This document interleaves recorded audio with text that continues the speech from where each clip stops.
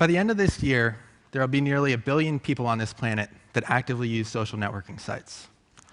The one thing that all of them have in common is that they're going to die. Now, while that might be a somewhat morbid thought, I think it has some really profound implications that are worth exploring. Now, what first got me thinking about this was a blog post authored earlier this year by Derek K. Miller, who was a science and technology journalist who died of cancer. And what Miller did was have his family and friends write a post that went out shortly after he died. Here's what he wrote in starting that out. He said, "Here it is. I'm dead, and this is my last post to my blog. In advance, I ask that once my body finally shut down from the punishments of my cancer, then my family and friends publish this prepared message I wrote, the first part of the process of turning this from an active website to an archive." Now, while as a journalist, Miller's archive may have been better written and more carefully curated than most, the fact of the matter is that all of us today are creating an archive that's something completely different than anything that's been created by any previous generation. Consider a few stats for a moment. Right now, there are 48 hours of video being uploaded to YouTube every single minute. There are 200 million tweets being posted every day. And the average Facebook user is creating 90 pieces of content each month. So when you think about your parents or your grandparents, at best, they may have created some photos or home videos or a diary that lives in a box somewhere. But today, we're all creating this incredibly rich digital archive that's going to live in the cloud indefinitely, years after we're gone. And I think that's going to create some incredibly intriguing opportunities for technologists.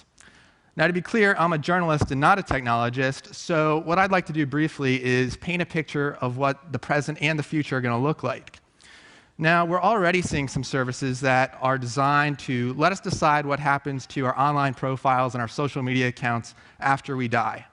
One of them, actually fittingly enough, found me when I checked into a deli at a restaurant in New York on Foursquare. Hello? Adam, Yeah. death can catch you anywhere, anytime, even at the organic. Who is this? Go to ifidie.net before it's too late.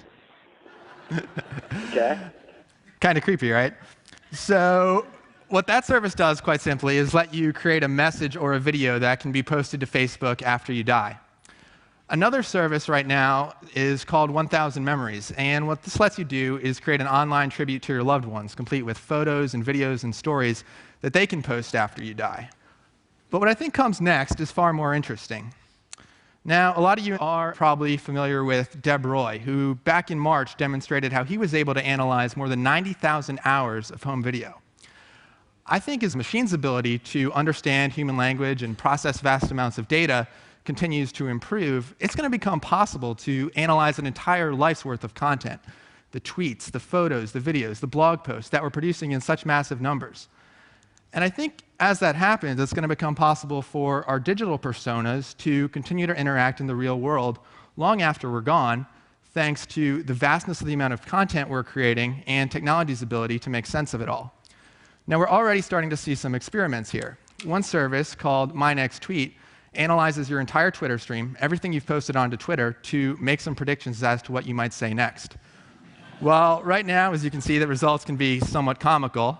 You can imagine what something like this might look like 5, 10, or 20 years from now as our technical capabilities improve. Taking it a step further, MIT's Media Lab is working on robots that can interact more like humans.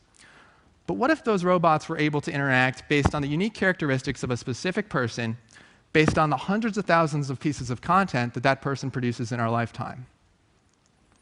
Finally, think back to this famous scene from election night 2008 back in the United States, where CNN beamed a live hologram of hip-hop artist will.i.am into their studio for an interview with Anderson Cooper.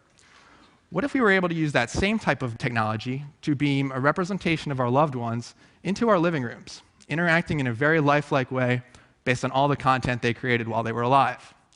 I think that's going to become completely possible as the amount of data we're producing and technology's ability to understand it both expand exponentially.